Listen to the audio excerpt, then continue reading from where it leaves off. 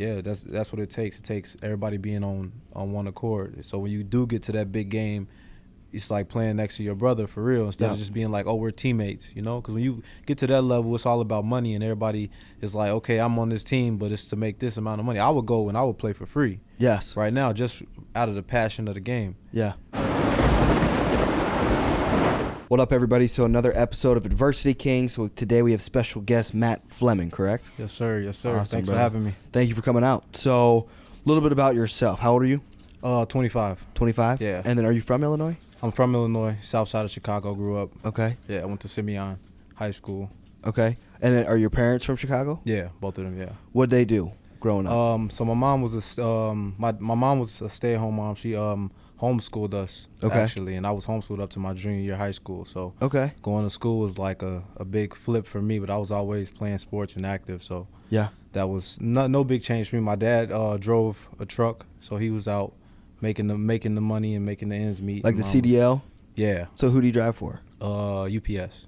I worked at UPS for really? 2 years. Nice. Yeah, he drove the 18-wheeler, so he was out on the road, yeah. Now, do either of them still work? My dad just retired. My mom recently passed away, actually. Okay, my condolences. Thank you. So, now what was growing up for you like that, being homeschooled? And was the south side, was that a bad side of Chicago? It was rough, yeah, for sure. But, like, I was always wrapped into sports year-round, so I got to kind of avoid as much as I could over there. It was cool just mom being at home, my mom instilling in us just our moral values and, like, just I grew up just about God and bringing up, like, around faith and all of that stuff. So that just kind of stuck with me in my, like, all the rest of my years. So it was like, it was good, though. It was cool. Who inspired you to get into sports, though? Was it a combination of both parents, or? Because you did really well. Yeah, I did all right. My older brother actually is the reason why I wanted to get into sports. He started off actually wrestling. He was big with wrestling, a big state champ type guy. So it was like I wanted to be just like him. So I ended up doing wrestling and, like, running track and playing football, and it just was so natural just getting into sports. So I ended up branching off from wrestling and ended up really liking football and track, and I wanted to take that as far as it can go with it. Now your accolades, I don't want to mess up here, so I got it here. So 16-time All-American, 2-time national champion, and then you played for the Bears as well. Yeah. So with all of that, did your brother, did he have similar accolades? Not as far as the track and football. So he kind of stopped after a while. So that's just what I got into it because of him. Yeah. Okay. So let's start with the track. So what events did you do? The 100, 200, long jump, and then the 4x1 relay. What are some of your best stats? So for long jump, my biggest jump was 25 feet 2 inches. The 100, 10.4, and then 200, 21.2. So does Usain Bolt still have the record for the 100? Yeah. He's moving. What's his? 9 something. It's 9 low though. And that's like less than a 1 second difference, but that's a lot. Like if you're looking at it, does it look like that much of a gap? Like 1 second, does that look like a huge gap? No, it's not much when you're out there actually running, but when you see him out there, it's like, oh, whoa. But it's not as big as you would think it'd be. But he's moving though. What about, who's the fastest in football? Is it Tyreek Hill that's the fastest? You said me? You? Huh? And then Tyreek? I didn't get a chance to race him yet, so that's still up for debate. So we're going to leave a question mark on that one. Is he one of the fastest out there in the league, though? He's definitely super quick, for sure. What do they call him, Cheetah or something? The Cheetah. Right? Yeah. Now, who's he playing for this year? Do you know? Miami, actually. Miami? Yeah, they just got him. Yeah. Okay. Dope. Yeah, he's fast. He's fast, for sure. Now, where did you play college football at? Benedictine University. Okay. Yeah. And you still did track all through college as well. Yep. Because that was one of the big reasons I went over there, because they allowed me to do track and football. Because a lot of schools at the time wasn't. What was that like doing track, football, and school? Man, it was hectic, but I was so used to it, just being younger, and that was just kind of automatic for me. But it was cool though. It was just I stayed out the way and just stayed busy for the most part. Yep. Yeah. And so how did you transition into playing for the Bears? So actually, I had only played 2 seasons for Benedictine. It was my dad and my brother kind of was like, hey, I think you should just. They were just kind of talking and joking about it, and they're kind of like, I'm looking just like a little bit scared because that's like, you feel me? That's the best of the best, and I come from a Division III, so yeah. So coming from that, it's like that's a huge leap. So for me, it was just like I was like, I want to at least develop a little more. I was only 20 years old, you know. Yeah. I was still had a whole lot that I had to develop on. But like I said, my mom was really sick, and for me, I had after I got off the phone with them and they made me mad. I got on the phone with her and she was just like, well, you do whatever you want to do, like whatever you feels right in your heart, that's what you follow. And like I don't know, just watching her and her going through her with her diagnosis, like her getting up fighting every day, like and not mattering like what it is. So I'm like, if she can do that, what is this? Like, you know? So I ended up wanting to get in there for her and just kind of, you feel me, whether I can get her the best doctors or whatever I could do. Yeah. And just show her, you feel me, that she's not in it by herself. So I ended up doing that and just kind of locking in and training and getting ready for it. And I ended up showcasing at the Bears tryout and ended up being one of the guys that Coach Nagy pointed out directly. So it was definitely an experience, but it was cool. It was cool. And then how long did you get through a full season, or how long? No, I didn't get through a full season. That was the year they got Khalil Mack, so they had to get rid of the few rookies that they ended up signing. But still a phenomenal experience. Oh yeah, definitely. It was just crazy seeing all the guys that I was just watching on TV, just being in the huddle with them, and then just seeing how much God can really just flip a coin and just you're right in there with them. So it was crazy.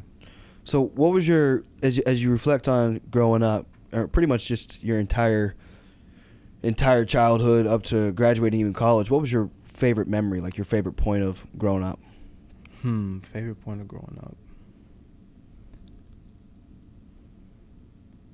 I would just say being with my family, just all of us being, especially now, just going back looking. I just wish I would have been able to do it more, you know, just being with my family as much as possible because my mom's not here anymore. My older brother and my older sister, they moved over to Vegas, so now it's my dad and my little sister here, but it's just kind of a little bit of separation between all of us, and then just a gap from my mom not being here, but just wishing I would have had more family time. I wouldn't say I regret anything, but it's just more family time, I would say. Yeah.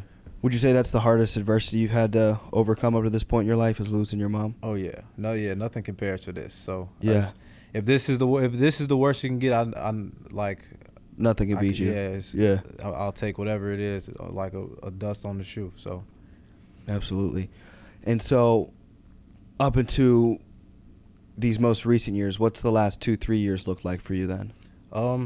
I've been back on the track and finishing my degree at Benedictine. So, you know, COVID and everything kind of messed everything up, but was able to get on the track and showcase myself there, and then bring up some of the other guys that were just coming up learning and just trying to get them on board and just kind of train a mindset in them, you know. So because that was one of the biggest things why, because it was my mom, and it was also because I went to my head coach and I actually told him that, hey, I'm gonna try out for the NFL, like, and they looked at me like I was crazy, you know, like, and it almost hurt my feelings. It was like, you basically telling me that I can't follow my dreams, basically, based off the division we are, and because you haven't seen it done before. But like, if it's another kid behind me that sees those same desires and wants to do that, you basically shutting them down. So I got to show that it don't matter where you come from. If you got the right work ethic, you can do whatever you want to do. So I kind of took that, and I like kind of branched off from everybody from that point, and then just started grinding. And now I was able to show that, and then everybody got to posting about it, coaches at training camp. So it was just funny to see that, but just you can't put nobody in a box, you know. Yeah, absolutely. So getting out of that box and just kind of leading my own tracks in the snow and giving somebody else something to follow, you know. What was the hardest training for you? Was it football training, track training? What was the hardest thing? training wise? They both got their things about it, because one, you're in football equipment and helmet, but you get used to them. But I think that the track is a different kind of demon, because it's like you're just running. You're running. At least football, you're slowing down, you're stopping, you're huddling up like that. You're running as hard as you can, like over and over and over again. Yeah. So it's. What's the fastest way to get faster? Fastest way to get faster? Explosive lifts. Explosive lifts? Yeah, so like power cleans. Just I don't usually go real heavy, but everything that I do is explosive. I'm squatting, I'm jumping with the bar, like just stuff like that. So, I used to try to come home and run with ankle weights. I wanted to be faster. Yeah, those are good too. But mess my knee up. Oh, for real? Yeah, like mess my heavy knees were up. they? They were like 10, 15 pounds, and I would go uphill. So yeah. I'd be dragging my I guess I don't know what ended up happening, but like I guess synovial fluid in the knee started to, too much. Yeah, like leak out or whatever. So, but we were so broke, I never wanted to go to the doctor or anything like that. So I would just like massage my knee, like put, because it was like a pocket or something. It was like, oh really? Yeah, it was like messed up. But I always wanted to be like just the fastest. I just got to be the fastest. But that was my solution. I was like, let me just do ankle weights. But I see that now with a lot of track. Like anybody I've met track related that I can think of, if I've seen them in the gym, they're always doing some weird jumping shit. I'm like, what the hell are they doing? Everything explosive, because it applies to everything. You know? Yeah. Even if for wrestling, going in for a shot, like everything is explosive. Like, so just speed kills. That, it's crazy. Slow feet don't eat. Yeah. Right. So what about diet? Did you have to diet differently for any sports? Nah, I tried to, but I like to eat what I like to eat. Especially with that much working, like you almost get away with eating what you want to eat. Yeah, you kind of get away with it, but you start to really for track, you start to see the difference. If you're eating a bunch of bad stuff, like you could feel it more. But football, it's a little more lax as far as, because you slow down to the game, like, because translating from track to football, it's like, okay, track is you have to be fast, but football you can slow the game down, and if you're faster than the usual players, then you can like kind of slow down and pick up as you please, when you need to. So track has definitely got me a few times throwing up in practice. Oh, I can see that easy, because wrestling, jiu-jitsu I can imagine it being similar. I think I tried track once. I think I was 7th or 8th grade, but I got kicked off the team for just being a bad kid, me and my buddy. But I remember we tried doing long jump. I would always scratch on the white line. Oh, you know what I'm talking about? I think your toe has to like be on it, but it can't go over it. It can't be right. You got to be right behind it. Yeah, I'm like, how does it have to be? It has to be on it, but it can't be over it. And I was like, this makes zero sense. It's tough to get at and first, the triple jump, all these different events and things like that. I wanted to be good at the high jump. That looked cool. High jump. I remember being in 7th grade and like watching kids jump like 5 foot. I was like just trying to jump 3 foot or something. Now you look around, they're jumping like 7 feet. Yeah, 7, 8. I'm crazy. Like, what the fuck? That's nuts. Man. Absolutely nuts. So who's your favorite athlete? My favorite athlete. Next to you. Yeah. Who would I say? Right now I would say Odell Beckham. Still? Yeah. He been in the league for a minute now. Yeah, he's been in the league for a while. It's just him, just seeing him go from injury, and you see him like just always coming out and just. And he won a Super Bowl. Keeping the fire. Yeah, he just won a Super Bowl. So. Is he gonna stay with the Rams, right? Yeah, he's staying with. Well, I'm not sure. I heard last I heard, but I seen like a little speculation that he might. Yeah. I don't know. Where would you like to see him, like finish his career out? Where would I like to see him? I would low-key like to see him over there with Brady. Yeah. Yeah, just that would be crazy. That would be nuts. Brady's like a recruiter. Yeah, he'll do it himself. There's no front office with him. He's going and doing it himself. Absolutely. Yeah. Absolutely. Did you watch The Man in the Arena? No, I haven't seen that. It's solid. What's that? Yeah, it's the Tom Brady documentary. Oh yeah, I heard about it. I gotta check it out. Yeah, it's solid. It's clean, but it's all pretty. Like you can kind of like guess. You know what I mean? It's like what's just the going dedication and just Yeah. the different players that he had scandals with or whatever, the Deflategate and shit like that. But what about favorite all-time athlete? All-time athlete, Walter Payton. Walter Payton, hands down. I remember reading a story on him. Didn't he went through some major adversity? Yeah. Was it himself or was it his? It was. Yeah, some of his family. I remember. Like, I know he passed from a sickness. Okay, yeah, it was him. Yeah, so he was going through it a little bit, but just a guy that was super dedicated, wouldn't take no for an answer. Yeah. So I grew up being from Chicago. I grew up Walter Payton wanting to wear. I wore 34 when I was a kid. Like, yep. That's what I wanted to be like, and then to go into. Did he precede Jordan though for like his glory? Did he come before Jordan? Or were they simultaneous? I think he might have been just a little bit before, but they were on at around the same time. That's why Chicago was so popping. Yeah. For athletes, that's popping. Yeah, it was definitely crazy. So just going in and being like going into Hallis Hall and seeing like Walter Payton's statue there, just knowing like as a 5-year-old kid, I was trying to dress and be like him and run like him, running up hills and like just training like that, and to be in that building was crazy. Now, if you were to break down film on yourself, who would you say you run the most like? Would it be? I honestly can't even compare myself to anybody else because I really haven't seen anybody else with the same type of style. Like a uniqueness to yourself. Yeah. Do you feel like are you more of like a hard nose, like I'm just gonna run through, or are you more of a visual, like almost like dissecting the field? Yeah, I think like very intentional. Yeah, I think a little bit of both.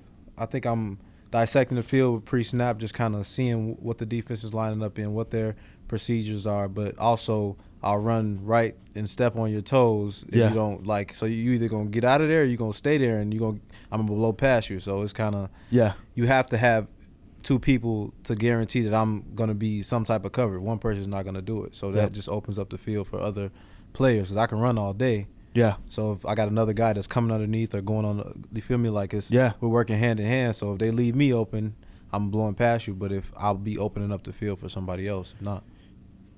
Jonathan Connor or Derrick Henry? Derrick Henry. Yeah, I saw like a top 10 running back ranking the other day, and it had Connors over, and I was like, how is it? Actually had somebody else over Henry too. It was Derrick Henry, it was Jonathan Connor, and then it may have been Najee Harris, and then Derrick Henry. He's just he's a beast. He's huge. He's huge. Yes. And I think he came out of Louisiana with Leonard Fournette, like the similar areas. Was it? Yeah. I think they came. I remember watching. I think it might have been. I don't know if he came out of. Yeah. Or was it LSU? I can't remember. Actually, I don't know if it was, but I want to say they both came out of Louisiana. And I remember watching Fournette more so. I remember watching like high school All-Star games.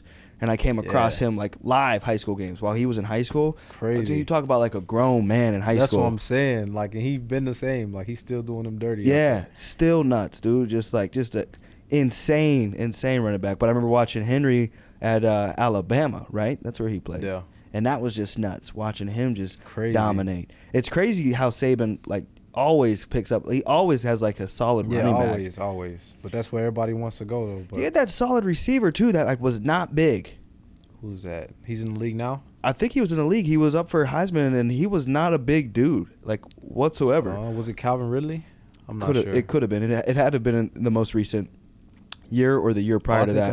Devontae Smith. Yeah. Because he was in running for Heisman. Yeah, he won the Heisman. He won the Heisman. Yeah, and he was. How big was he? Like he was maybe 6 foot. Yeah, 6 foot. He wasn't big. It don't take that much in the league now. So bro. That's because it used to be you got to be big and stocky, but it's like to be just elusive, being able to get loose. Like Megatron. I remember one of my favorite players growing up was Des Bryant. But I remember even before Des Bryant was Terrell Owens. So I'm looking at these dudes like 6'4", 6'5", you probably 210. Yeah. You know what I mean? Which is still big. You know what I mean? Like a 200 plus on anything is big. Yeah, it's crazy. So I remember watching them guys like, man, you just got to be a certain size. And now seeing like, then I'd get confused. I'd look at dudes like Wes Welker or stuff like that. Yeah, but he's so like quick in and out, and you feed him the ball, and he'll eat you up all day. Yeah. Absolutely.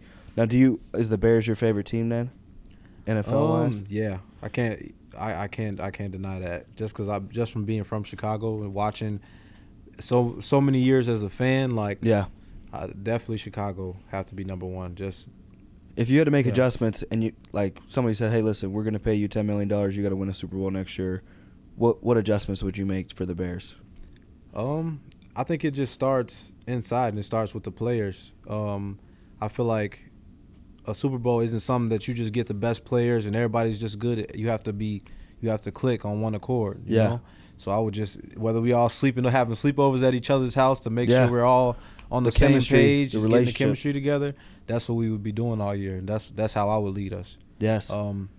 But yeah, that's what it takes. It takes everybody being on one accord. So when you do get to that big game, it's like playing next to your brother for real instead of just being like, oh, we're teammates, you know? Because when you get to that level, it's all about money, and everybody is like, okay, I'm on this team, but it's to make this amount of money. I would go and I would play for free. Yes. Right now, just out of the passion of the game. Yeah. But, yeah. Do you think is it the NIL deals where you get paid now in college, do you think that'll affect players' like mindsets of like the passion for the game? Of like now like a highly talented high school player like saying like almost like F you pay me. Yeah, I think that's definitely gonna come into play, which is rightfully so, because I feel like they put their bodies on the line, and like they deserve to have deals. And what about the players like and coaches in the past that got in trouble for collecting compensation? It's almost like I look at like Brittany Griner, you know what I mean? Everybody's trying to free her, but you know how many people in America are in jail for weed? You know what I mean? So it's like that's definitely true. You gotta evaluate that, because now it's okay now. So now. What about all of I feel that. So I think of that and I'm like, because I feel bad, because growing up in Pittsburgh, I know players that got in trouble at Ohio State. Mm-hmm. You know what I mean? Like came out from like where I came out, and I'm like, and it wasn't even for like immediate compensation. It's like you couldn't even like give away a jersey and get like like shoes in return or something like that. If they found out there was any exchange and correspondence with you, they're on you, the coach. It's like everything, and it's like you almost feel bad. It's like I agree. Where players and individuals who are bringing value should be compensated. I don't think there should be a discrimination based off age or anything, especially because usually it's the most talented ones are the hungry kids coming from nothing, that have nothing, and they just have this burning desire to help their mom or their dad. Yeah. And they've been playing the game for 20 years, and they got zero. You know what I mean? Yeah. But I feel like that it just means that much more, because once you do get there, you got so many scars on your back where it's like, I deserve to be here, and and it shows when you get out there that the guys that's kind of just skated through and just got their position, and guys that really grinded for it, it really shows. Yeah. You know who I wish I would have been able to watch, or at least wish they had a full career so I could look back on like a full 30 for 30 is Bo Jackson. Oh yeah, he was crazy. He was cold. Too. He was cold, dude. I think he was one of the only players. I don't know who else. Who else was it that played in MLB and football? What's his name? Smooth. He coaches a college team now. D1 AA, I think. Deion Sanders. Deion Sanders. Yeah, he's crazy. Crazy athletes. And all his sons, I think, play for him too. Like right. Yeah, or at least his son's playing quarterback right now. Right. From over there. Yep. And are they D1 AA? Or I believe so. Yeah. That makes sense. So, do you have a favorite college team? I like Clemson for a while. I always had a love for Oregon though. Yeah? Yeah. Because they got the Nike deal. Yeah, the Nikes, the gear's just crazy. Always go crazy. Yeah. But, never really had a super favorite team though, like where I would go and be like, If you could have played at any college, though, which one would you have played at? Oregon? Yeah, probably. Just for the uniforms. Yeah. Especially like when you're really fast and you're in them uniforms. I always remember like the fast players. I remember this one player, he had a nickname, it was Black Mamba. Yeah, that's why I used to watch his highlight tapes. What's his name? D'Anthony Thomas. Now how long did he play in the league? Or is he still in the league? I'm not sure if he's still in. I know he was in there for like maybe 2 years or 3 that I was able to keep up with him, but I just remember he was moving though, super fast. That's why before every game, I used to watch his highlight tapes. Just you feel me? Because I wasn't very big. I was just real quick. And he was to get not in big. And out, like So that's why I was like, he's crazy. Now, you're finishing up school right now. What are you in school for? Business. I actually just graduated. Okay, so you just graduated. Yeah. Now, are you working? Do you have internships? What's the next few years? Yeah, so I've been working in logistics. Been interning. I was interning over like during the fall. So now I'm getting into my full-time position, but just learning about trucking and all that, because I want to open my own trucking company eventually. So just been learning and taking it one day at a time. Now, will you have to get a CDL to open your own trucking company, or you just want to own it essentially? Yeah, I want to own it. I just want to learn from the boss's chair, really. Yes. Because I watch my dad get out and grind, never complain, just kind of just always making sure he was providing for us. But I want to be able to do that, but still be able to be wherever I want to be at the same time, Yeah, absolutely. And just have something to be able to give my kids one day, Yes, absolutely. So, what else? Do you want to stay in Chicago? Like, do you have like a dream car, like a place to live, ideas in regard to like travel, stuff like that, like the future, like the 5-10 year plan outside of owning your own trucking company? Yeah. I definitely want to get somewhere where it's hot year round. So I mean, I feel that. I like Cali. Yep. My brother and my older sister just moved to Las Vegas. It's real nice out there. I don't know if I would live there though. It's real hot. Yeah, it gets super crazy. But yeah, I would. I don't really have a gauge on it though. I'll be wherever. Just as long as I'm able to do what I want to do, you know. Favorite car, I always wanted a Lambo.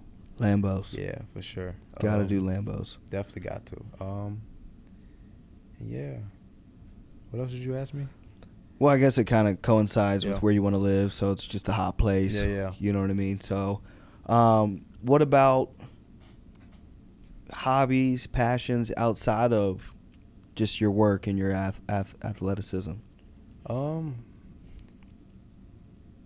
Just being with my family, I would say. I got a bunch of nieces and nephews, so I like running around and hanging out with them. Yep. But yeah, athletics has just kind of been what I do. And like I take it so serious that once I'm off of one sport, I'm focusing on the next one. So it's always. So what are you focused on right now then? Still the track? So just a little bit of both. I'm actually getting back into football more. So I've been just getting on the track, making sure I'm staying fast on that straight line speeds, but still. Did you watch any Steelers football at all? Do you remember Ryan Shazier? Ryan Shazier. So he was an inside linebacker with the Steelers, and he had that horrible accident where he got like temporarily paralyzed. He's walking again now. Oh wow! But this would probably been like 5 or 6 years ago. Yeah, I didn't hear about him. But he was a solid all around player. But he's an affiliate with our company. So he works out my partner's main deal. And he's coming out August 22nd. So I don't know if you're around, introduce you guys, because he's also they're real plugged in with Jim Trussell. Yeah. So he coached at Ohio State. I don't know if he coaches. I know he's the like athletic director at Youngstown State University. Okay. But he coached at Ohio State with Terrell Pryor and all them cats. Oh yeah. Back. I don't know if you remember that, but they're solid connections. So they'll be out here August 22nd to visit our office. Okay, cool. But what about, do you have like any favorite movies, shows, books? I actually just finished watching the series Vikings. I don't know if you've seen it. That shit's hard, yeah. Man, it's crazy. It'd be having you want to like fight somebody. Man, that's what I'm saying. Son of Ragnar. Yeah. Yeah, it's crazy. I was heavily impressed. At first I saw it, you know what I mean? Because I was like, it looked somewhat interesting, but it looked almost like too like nerd. Like from a surface, I was like, it looks too nerdy. I'm not getting into that. Yeah. I watched an episode and I got somewhat interested, and it was like, I just got absorbed, and I was like, that's a really good show. Yeah, it just shows you how it is, like how grimy it used to get. Yes. How they used to be fighting about whatever. It just used to be. I like crazy. Those type of shows almost inspire my motivational piece of my brain, because I like Greek mythology. I like the war type of stuff, like the Spartan stuff like that, 300, and it's just for the small piece of time that my dad was in my life. It was always like we're going to war. You know what I mean? I remember watching Scarface with him all the time. I was 5, 6 years old. We just watched Scarface and this movie Troy, and it was. Oh yeah, Troy. That's a good one. Yeah. So we were always locked in, zoned in on that. What about favorite foods? Is there any restaurants or things that you're just like, man, that's a go-to? This is a dope spot people should know about. I wouldn't say restaurant. Crab legs. I go crazy about crab legs. Yeah. Around here, is there any? I wouldn't. You might find like a crab boil somewhere, but I like to just go and like get the big box of king crab and just make them at home. Now, how do you make them? I make them on the grill. I boil them. I put them in the oven. I make them all type of different ways. Gumbo. Yep. Yeah. However I want to do it. I remember being down in Arkansas, so that's where I grew up, and they would always do crawfish boils. You know what I mean? So it'd just be like buckets of crawfish, and nice. I've seen them up here. But I never trusted it. It's probably better down there. Yeah, sure. Way better. I've like seen them at like restaurants, and I'm like, like kind of like I don't know where you guys got this. You know what I mean? Because they would everything was like handshake deals, and everybody was like just go out to the river, and you know what I mean. Just there'd be catfish and crawfish all day long. That.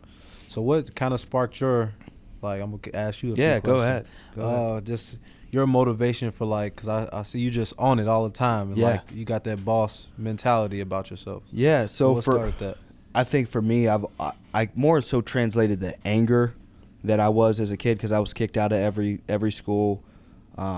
both my parents were incarcerated, and my mom got out first. So it was probably more so of like just me being an angry kid of not knowing like what I wanted in my life and why nobody was like there, and then coming across this opportunity and redirecting that angry energy into, let me just go out and just see if I can dominate in this industry. And really, I think of like the Lose Yourself song from Eminem. You know what I mean? Like, you got like one shot. You know what I mean? So I thought of this as like, I remember being 18 and getting my insurance license. Like, dude, if this don't work, you know what I mean? I might as well just, I just won't have nothing. Yeah.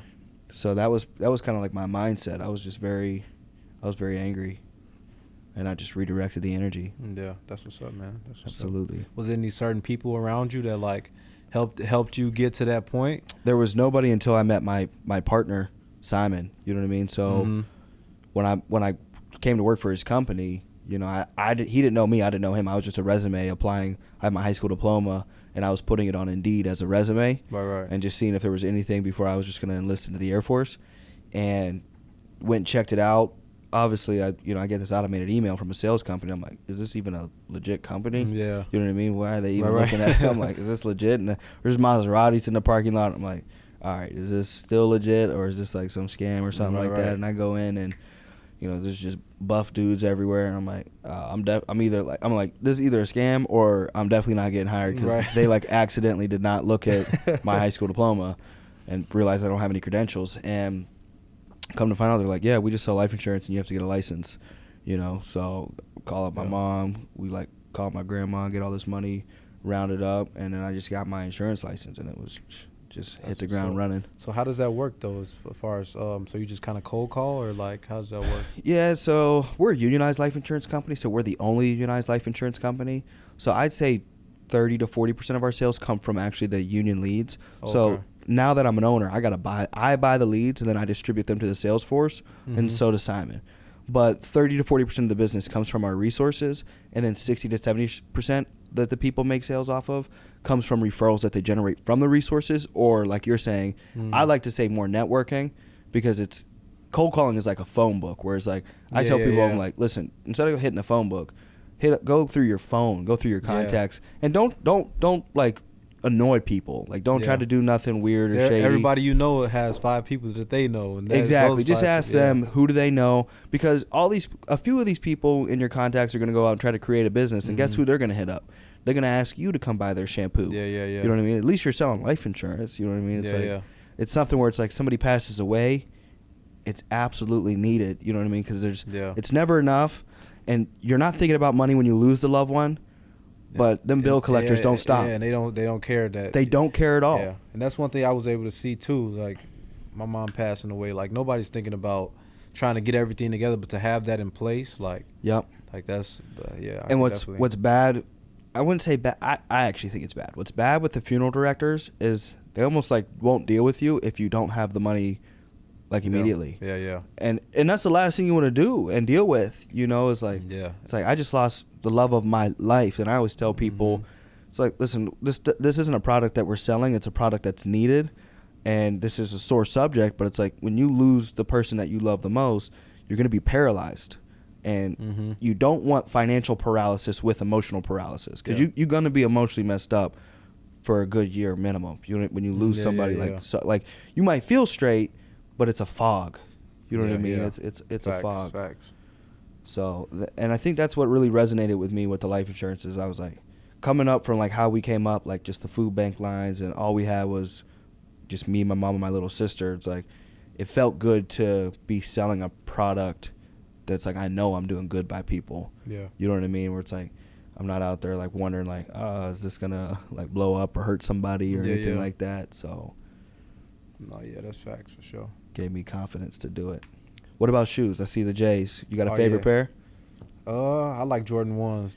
Those are my favorite. I've never been able to get on the ones because I'm like, I don't know if I like the way, because I'm always wearing shorts, so I don't know if they look all right with shorts. Yeah, they look good with everything though. Like you got some ones, they hitting with everything. But then I'm bougie too. I'm like, man, I gotta have off-white ones or like Travis Scott. And I don't feel like dropping an extra 2 bands. I got one really expensive pair of shoes. It's I got the 11s that lace themselves up.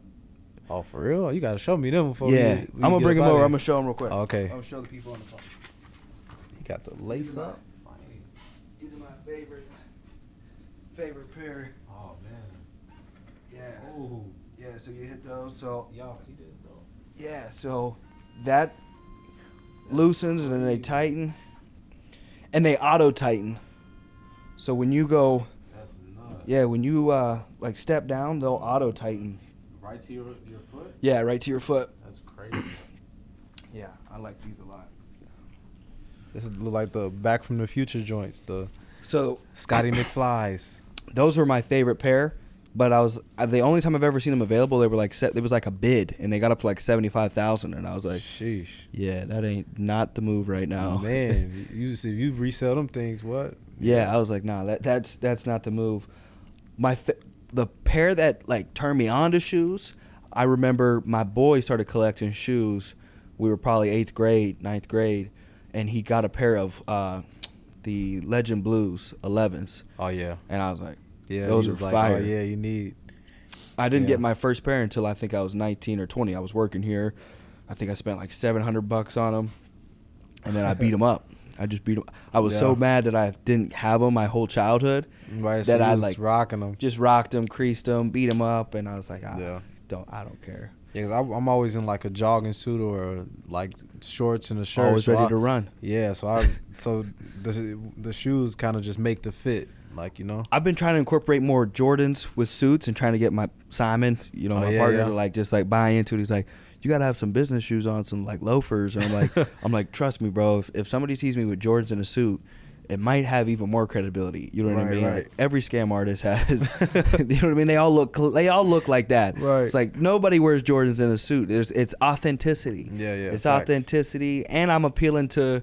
I want the 18 and cats my age to come out here and do this. And you know what being I mean? yourself, like it's Me. hard, it's hard for people to be themselves these Yes. days. So when you see that, Yes. it's something to be impressed by. And can't nobody tell me that their loafers or their business shoes feel comfortable all day. Right. No. Like, oh, I just can't wait to put these Louis loafers on. And Like, who says that's the business shoe? Yeah. Like, just because everybody else does it? Nah. And that's another thing I'm excited to diversify. And honestly, him and I are probably one of the most diverse in our company because we're in a predominantly white industry, and he's Latino and I'm black and white. You know what I mean? I'm mixed. I'm light skinned. So with us, I like the idea of coming to Chicago and starting to be like on that poster map of right. Those poster childs of like, hey, look, we're here to I want to diversify business, and I want it to be symbolic through my apparel as well. You know what I mean? So in a respectful way, I want to be able to show like really just some young kids like me and just anybody. I don't care, black, purple, blue. It don't matter to me, whatever. But just show them there's another opportunity out there. You know what I mean? And more so to the demographic of like just the people that feel hopeless. And you could be hopeless in a rich house. You don't got to be hopeless in a broke house. I'm not just talking to people like, man, I was hopeless in a broke house. You can be hopeless in a rich house and just be in your parents' shadow thinking like there's just never going to be an opportunity or something for me to have something similar. Kind of like what you said. Yeah. You can't ever be put yourself or let someone put you in a box. Yeah. You create your own box. I always tell like our people, I'm like, listen, the standards in this life should be set by you and nobody else. Right, Never let facts. like our quotas that we have for you to be in leadership or relationship standards. Never let that be set by somebody else. Yeah. You know what I mean? Yeah, Like that's you facts. set your like. I be telling my little sister all the time, like, you set your standards. You know what I mean? Yeah. Don't ever let the world tell you what you're gonna look for in a man and in a husband, but like you set it because you're the one that got to live in that house when you set those standards. Exactly.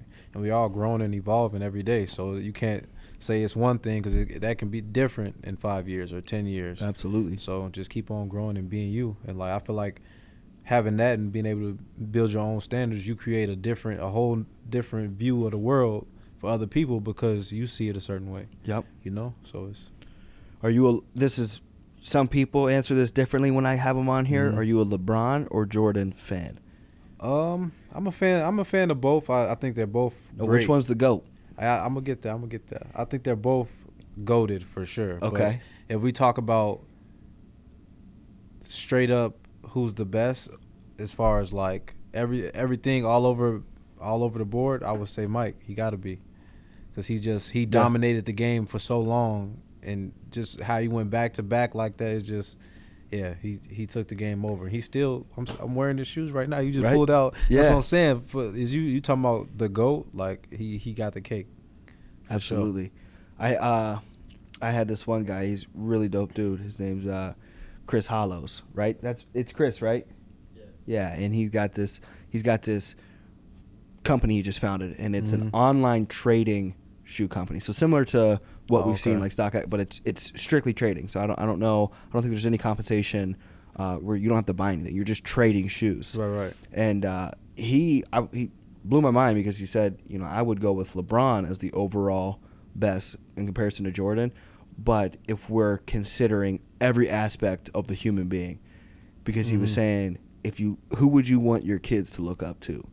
Yeah. And the reason he went I still am cool with my kids looking up to Jordan, but he took it a step further. He's like, you never have heard anything bad about LeBron, like how he's treated his kids, his wife, even his kids. I don't know how he's kept his, like, being rich, being a billionaire, keeping like most billionaires, their kids are like nuts. You know what I mean? Like just nuts.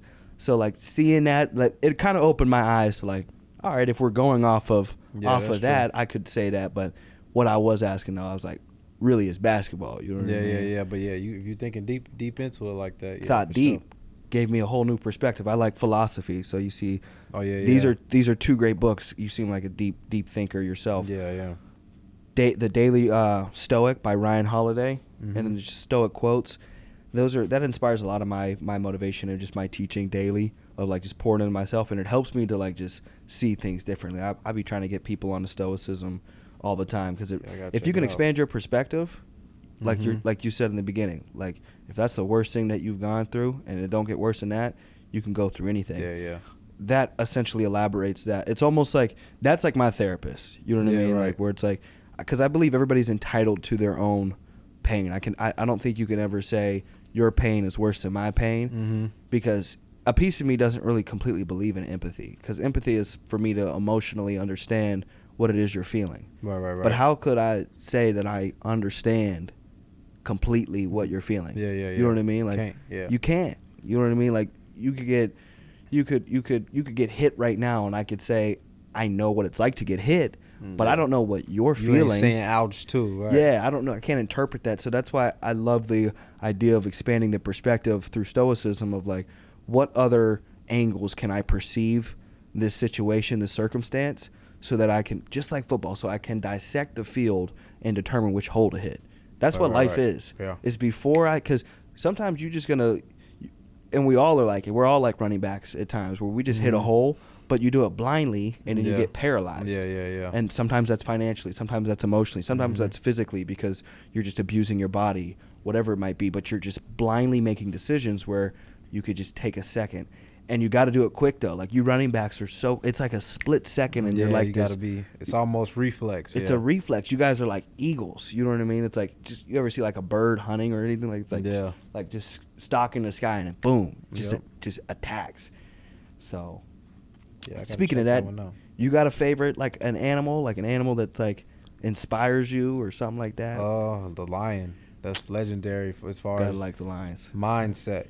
That's adversity kings. Yeah, always not the biggest, not the fastest, but because of their mentality, they're king of the king of the jungle. So I kind of put if I was any type of animal, that's what I'd be, with a bunch of scars on his face, all that. Yeah. Now, do you have any mentors or people that inspire you that you look up to and kind of hit up and use for mentorship? Well, I would say my dad's the greatest man I know. I'll keep saying that to the day I die. Him just not even having to say too much, but just always leading by example. Always being there when you needed him. Saw it all the way through with my mom. Just not the same things as far as like athletics, but just as a man. He taught me how to be a man and be able to show up when it's time and to be quiet at times. You just kind of just watching them and just being that voice. As far as athletics goes, I would say there's a bunch of guys that kind of gave me a little bit of something over the years. It's so many that you can't even count, So just taking those little lessons that you get from each of them and just kind of applying it to yourself and making it yours, What's your favorite lesson you've learned over your whole life? Patience. Patience is key to everything. you can't rush God's plan. God does everything on his own time, but nobody's leaving you because everything is happening according to his plan, not yours. Because to us, we like, oh, I have to be here, I have to be there, I have to be doing this at this point in my life. But at the end of the day, the plan's already set. You just got to walk into that destiny. I don't call it like a plan or something like that. It's your destiny, what you were put on this earth to do. Yeah. Like, we're all here for a reason, but realizing what that destiny is for you and what you're called here to do, like, you know when you're doing that. You feel it when you're doing that. Like, us being here was destiny. We were supposed to be sitting here having this conversation. So God just really, and he had to knock me upside my head a few times to get me back on track. But just being patient and understanding that I am different, but there's so much that I have in me that I want to put out, because it's so much my mom put in me. Yes. That I want to show everybody else, because I want them to see that within themselves too. So, because a lot of people don't, and I think that came from being homeschooled for as long as I did. Because it wasn't line up with this group and do this and be like everybody else. I was already who I was by the time I got into the world and got to experiencing. So I was just always myself, and I didn't know how else to be. Yeah. So it wasn't able to. I was with the football players and the jocks, but I wasn't really fully like them because I didn't grow up like that because I was at home, you know. Yep. So it's definitely patience and just understanding that we're all different, but we're all connected too. Absolutely. Yeah. And I think what you said there, like doing what your mom kind of instilled into you, I think that's the best way for us to keep people that we care about alive. Is not to say what they told us to do, but to do what they told us to do. Right. I think that's fire. So is there anything, as we wrap up, is there anything you want to shout out? Any companies, people, yourself? I shout out God. Just continuing to just be the head of my life and just showing not only even through the adversity with my family, just showing that he's still here and he's still with us. Shout out my family, shout out just my support system that's getting me through. So shout out you for having me on today. Shout out you. We gonna keep on moving, that's all. Love it. So this was another episode of Adversity Kings, about an hour in, and this was Matt Fleming. So yes sir. Appreciate. Let's go. Peace.